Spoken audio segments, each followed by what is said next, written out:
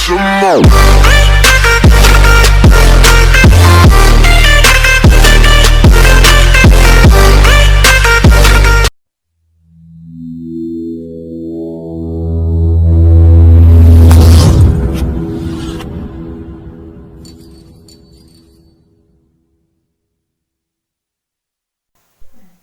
Assalamualaikum warahmatullahi wabarakatuh. Selamat pagi anak-anak. Oke, ketemu lagi ya dengan Bu Asmi. Oke, kita hari ini masuk ke bab kedua.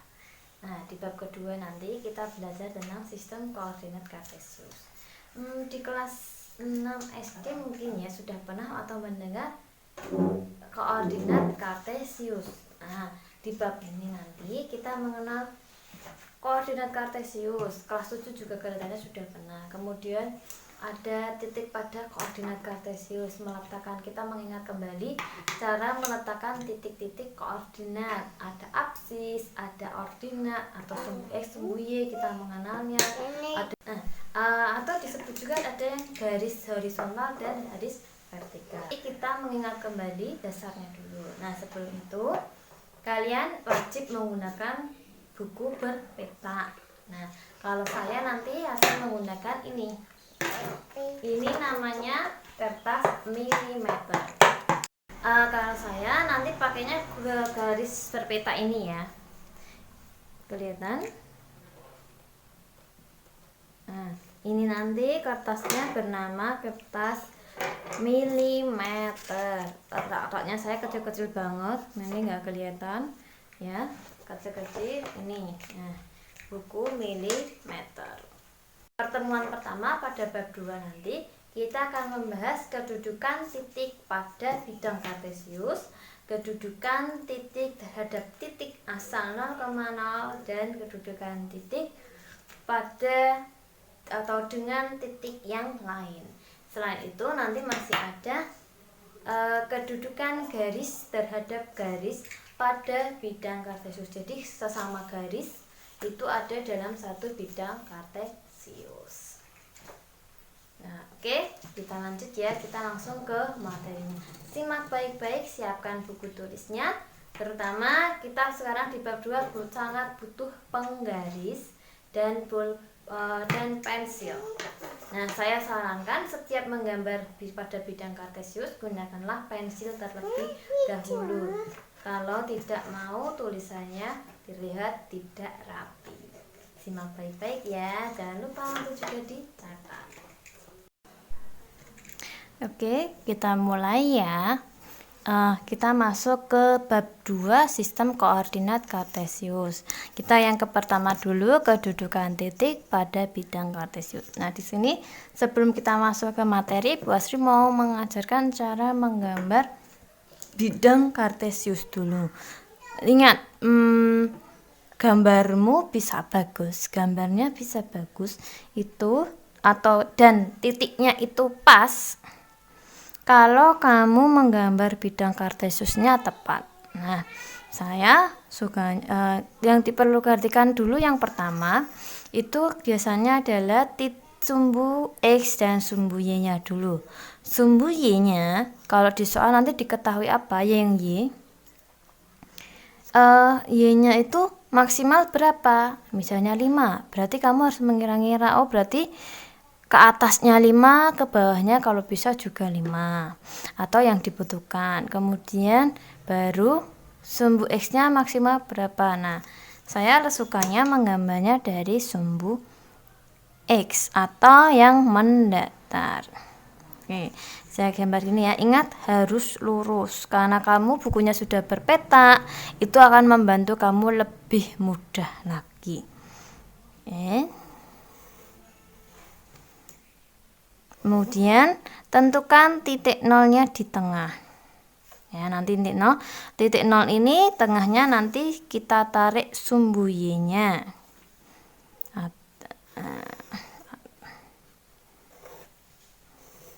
Dikira-kira saja, baru beri tanda panah atas, ke bawah, ke kanan, dan ke kiri. Berarti tengah-tengahnya ini 0 ya.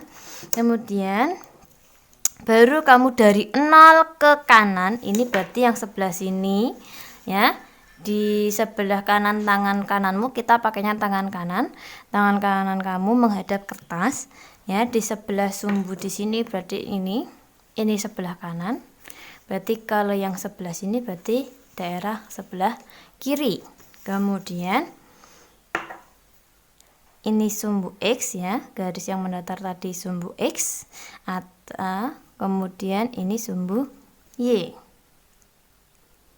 ya, sumbu X atau absis, sumbu Y atau ordinat ya. Nah, yang di atas garis sumbu X ini bernilai positif, ini nanti area atas, berarti kalau di bawah sumbu Y itu area bawah. Nah, di sebelah kanan sumbu Y, ini sumbu Y di sebelah kanan berarti sini. Kemudian kita buat titik-titiknya dulu. Nah, karena kamu bukunya berpeta, biasanya paskan ditempatkan pada garis petamu, garis-garis yang berpeta itu, jadi bukan pada antara garis-garis berpetanya. Kalau di saya ini sudah juga ada garis-garis berpeta, atau kalau misalnya tidak ada, buat aja 1 cm atau setengah cm, beri tanda. Nah, banyaknya berapa tergantung pada soal yang dibutuhkan. Kemudian yang atas juga.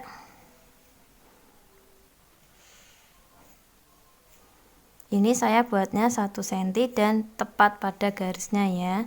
Kalau milimeter tuh enaknya ada garis-garis kecil-kecilnya di dalam kotak-kotak itu. Baru kita beri angka ya. Ingat, di kanan 0 itu nilainya positif. Saya pakai pulpen aja langsung. 1, berawal dari 1, 2, 3.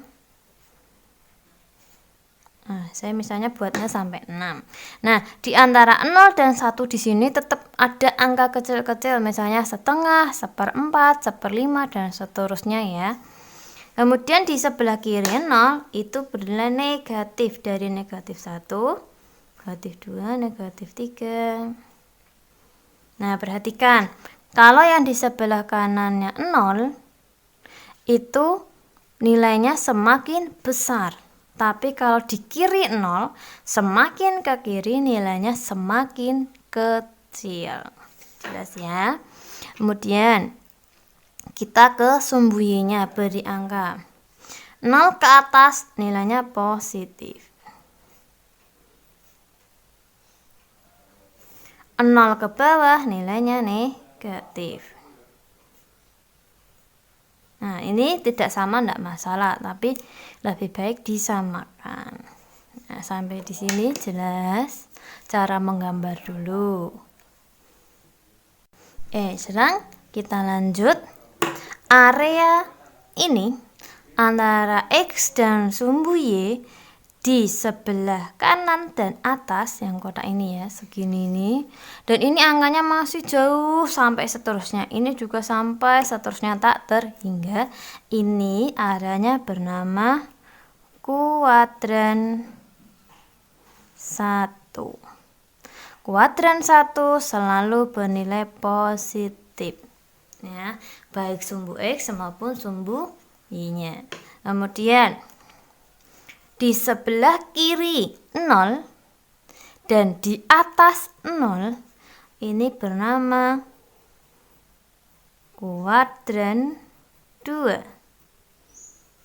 Nah, sumbu X-nya negatif tapi sumbu Y-nya positif. Nah, kemudian di bawah 0 dan di sebelah kiri 0 ini namanya kuadran 3. Kuadran 3 ya, nilainya semuanya negatif, titiknya. Kemudian di sebelah kanan 0 dan di bawah 0 ini namanya kuadran 4. Kuadran 4 itu yang sumbu X-nya positif, sumbu Y-nya negatif. Ya. Nah, lanjut. Sekarang kita tempatkan cara menempatkan titik pada bidang kartesius ya. Misalnya ada soal titiknya 3,2. Ini sama-sama positif. Ya, sama-sama positif. Berarti dia ada di kuadran berapa? Sama-sama positif. Oh, di kuadran 1. Ya. Kita gambar 3,2.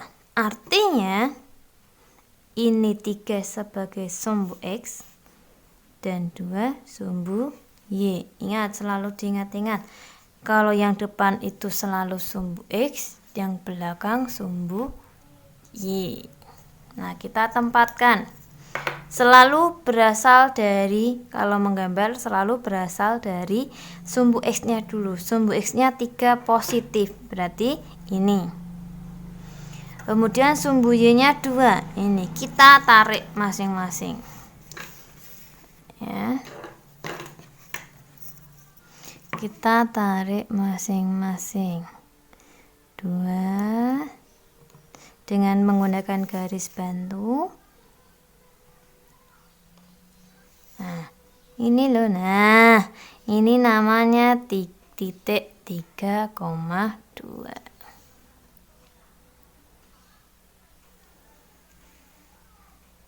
Nah, saya perbesar 3,2. Oke, kita lanjut ya.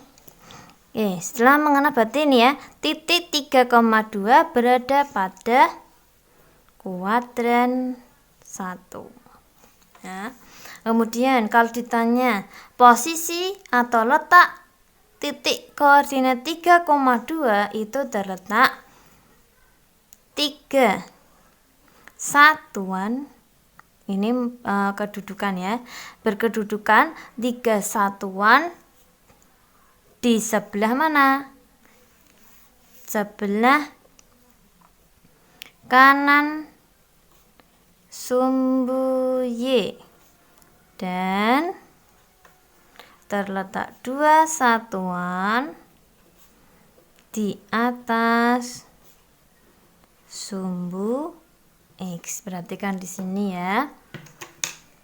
Nah, 3 satuan di kanan sumbu Y. Berarti yang disebutkan dulu kanan atau kiri ya. Nih, kanan atau kiri itu pada sumbu yang berdiri. Sumbu Y. Berarti ini kanan, ini sebelah sini kiri. Kemudian dan di atas atau di bawah letaknya. Terhadap sumbu X, jangan terbalik ya. Ingat, ini suka terbalik. Kalau berbicaranya sumbu Y, berarti itu ada di kanan atau kiri. Sedangkan tanda sumbu X itu berarti di atas atau di bawah. Sampai di sini dulu, jelas ya. Sekarang kita masuk ke contoh soal kedudukannya. Contoh soal pertama ya. Di sini soal pertama, tentukan koordinat kedudukan titik berikut, kemudian gambarkan pada bidang kartesius. Dalam satu soal suruh menggambar bidang kartesius ada 4 titik. Kamu boleh menggambarnya hanya pada satu bidang kartesius. Nah, kita gambar dulu. Oke. Yang A dulu. Kita pertanyaannya, titik A berjarak 5 satuan di kiri sumbu Y. Nah, sumbu Y berarti yang berdiri di sebelah kiri 5 satuan. 1, 2, 3, 4, 5. Berarti di negatif 5. Dan 3 satuan di atas sumbu X.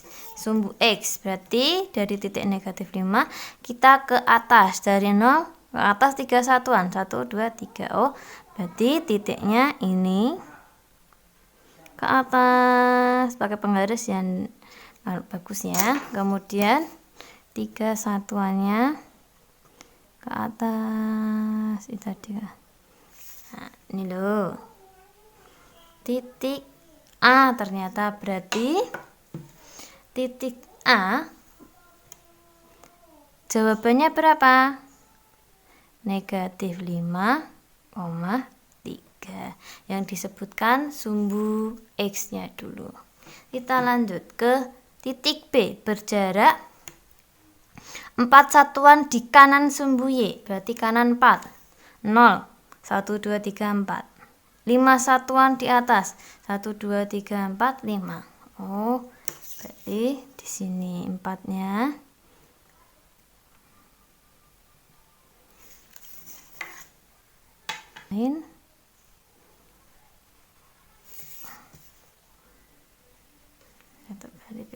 Nah, ini titik B. Titik B-nya berarti berapa? X-nya berapa? 4. Y-nya berapa? 5. Oh, berarti positif semua. Kemudian titik C. Titik C berjarak 6 satuan di kiri sumbu Y. Oh, 6. Di kiri sumbu Y. 0. 1, 2, 3, 4, 5, 6. 6. Kemudian 4 satuan di bawah X. Berarti kita bawah ke 6. 1, 2, 3, 4, 5, 6. Oh, kita tarik ke bawah.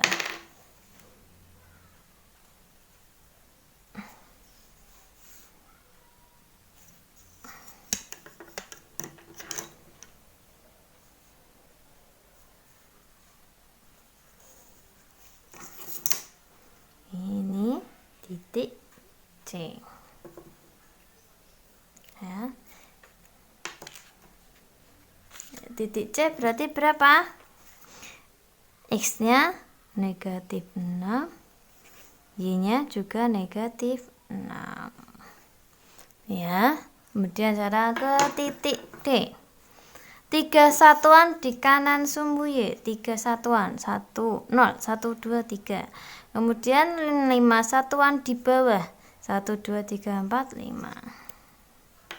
Kita tarik garis.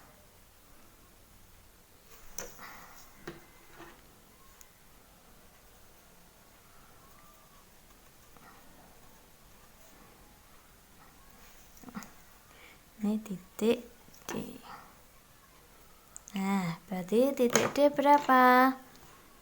X-nya 3, Y-nya negatif 5. Nah, mudah kan? Nah, sekarang kita tentukan kuadrannya.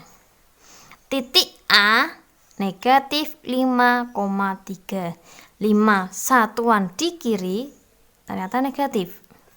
3 satuan di atas positif. Titik A di kuadran berapa tadi?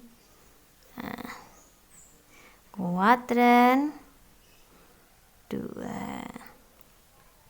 Nanti titik B berada di kuadran berapa? Titik C juga berapa kuadrannya? Kemudian titik D juga di kuadran berapa? Ya, titik A berada kuadran 2. Titik B di kuadran berapa? Titik C juga di kuadran berapa? Bahkan titik D ada di kuadran berapakah? Nah, itu silakan nanti diisi ya. Jelas?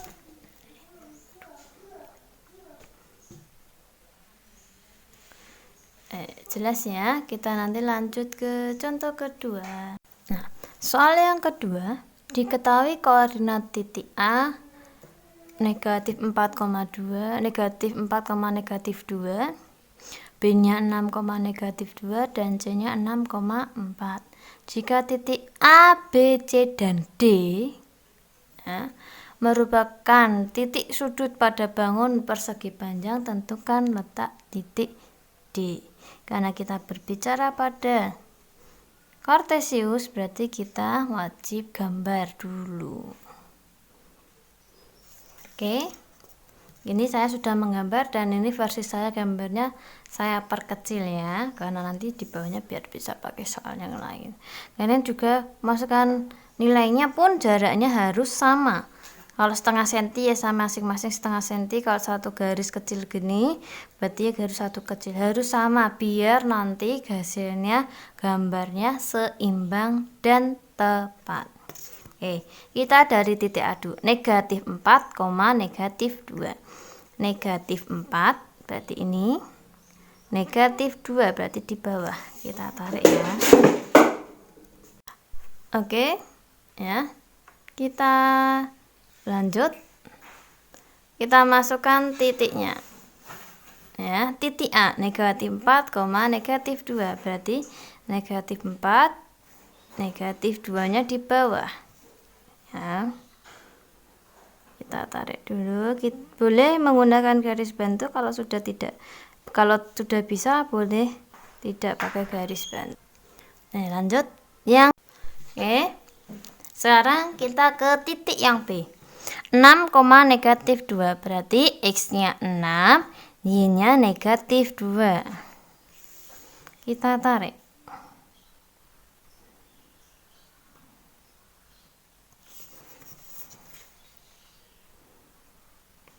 Nah, ini titik B. Titik C 6,4 berarti X-nya 6, Y-nya 4. Boleh yang ditarik X-nya dulu, boleh Y-nya dulu.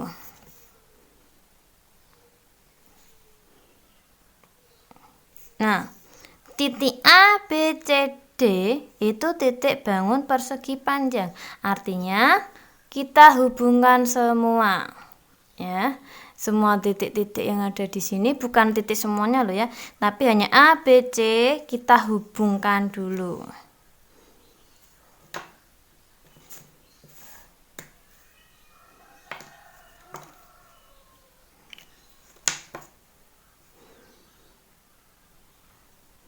Kita hubungkan A ke B, B ke C, menghubungkannya urut ya, huruf abjad. Bukan A ke C baru ke B, tapi A ke B, B ke C. Nah, biar menjadi bangun persegi panjang, titik D-nya di mana? Perhatikan. Titik B kan A, B, C, D yang harus sejajar. Berarti A ke B, B ke C, C ke D. D-nya biar sama itu mana? Oh, B-nya sejajar dengan C. Berarti A-nya sejajar dengan D. Oh, berarti ini ke atas. Nah, atau dilihat jarak antara titik A ke titik B itu berapa? Berapa langkah? Caranya kamu hitung.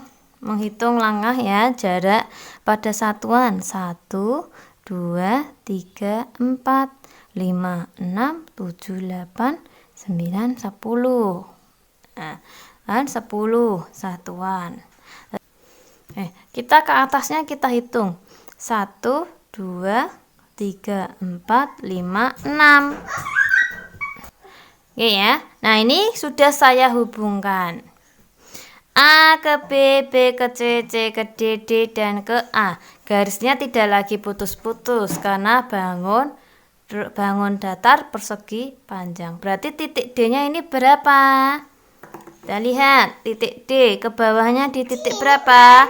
Negatif 4. Nah, titik D-nya ini ke berapa di bawah? Kita tarik ke bawah. Oh, negatif 4. Sumbu X-nya negatif 4. Kita tarik ke kanan. Di angka berapa? Oh, 4. Berarti titik D-nya negatif 4,4. Nah, biar menjadi bangun persegi panjang, maka titik D-nya ada di titik negatif 4,4. Nomor 3, pasti punya titik KLMN. Yang ditanyakan bangun apakah KLMN, dan yang B tentukan luas bangun KLMN. Nah, karena di sini sudah muncul luas, nanti kalian harus mengingat kembali materi kelas 7, luas dan keliling bangun datar. Nah, seperti nomor 2 tadi berbicara titik koordinat, berarti kita harus gambar koordinatnya terlebih dahulu. Oke, kita titik K dulu ya. Negatif 3, negatif 4. Kita tarik garis bantu.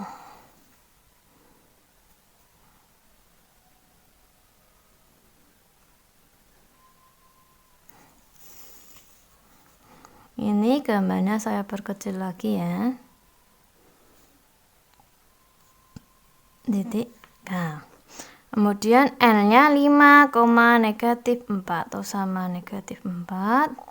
Kita lanjutkan sampai ke titik 5.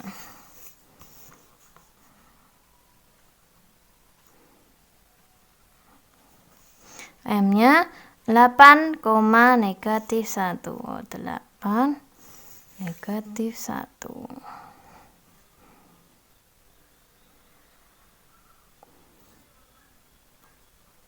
M. N-nya 0,1. 0,1-nya Y. Ya. Kalau 1,0 berarti 1 Y-nya yang 0 nempel pada sumbu X. Tapi kalau 0,1 X-nya yang 0, dia titiknya nempel pada sumbu Y. Nah, sekarang kita hubungkan.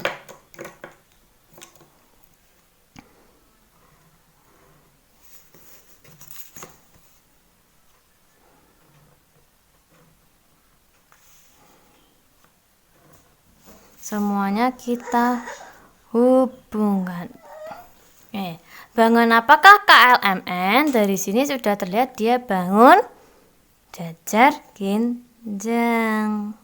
Good. Ya, betul. Nah, sekarang luas jajar ginjang apa? Sudah apa? Buka kembali catatan kelas 7 ya. Alas kali tinggi dibagi 2 atau setengah kali alas kali tinggi. Alasnya yang mana? KL. Berapa? Kita hitung. Menghitungnya bagaimana? Nah, dari negatif 3 ke 5 boleh. Atau dari 0 ke 8. Kan boleh KL, boleh LM. Mudah yang mana? Kita ke L ke M ya. Menghitungnya panjangnya itu adalah langkah demi langkah ke angka. 0 ke 1 itu 1 langkah atau 1 satuan. 2, 3, 4, 5, 6, 7, 8. Oh, ada 8. Karena kartesius berarti nanti bilangnya atau kita pengucapannya 8 satuan. Sekarang tingginya. Tingginya berarti dari bawah sampai atas. Ya, dari dasar sampai ke ininya. Ya, tingginya berapa? 1, 2, 3, 4, 5. Dibagi 2. Mana yang bisa disederhanakan? 2 dengan 4. 4 kali 5, 20. Satuan luas, bukan sentimeter, meter, atau sebagainya. Nah, sampai di sini jelas. Jangan lupa dicatat ya. Demikian ya penjelasan yang pertama. Kita belajar tentang titik pada bidang kartesius. Kita mengenal kuadran, kita tadi bisa menggambar bidang kartesius, meletakkan titik pada kartesius, bahkan dari semua titik-titik kita bisa membuat sebuah bangun data. Kita ketemu lagi ya nanti di next pertemuan atau pembahasan materi berikutnya. Tetap semangat, jangan lupa untuk selalu dibaca kembali agar lebih jelas. Kalau belum jelas, seperti biasa, jangan ragu untuk bertanya. See you.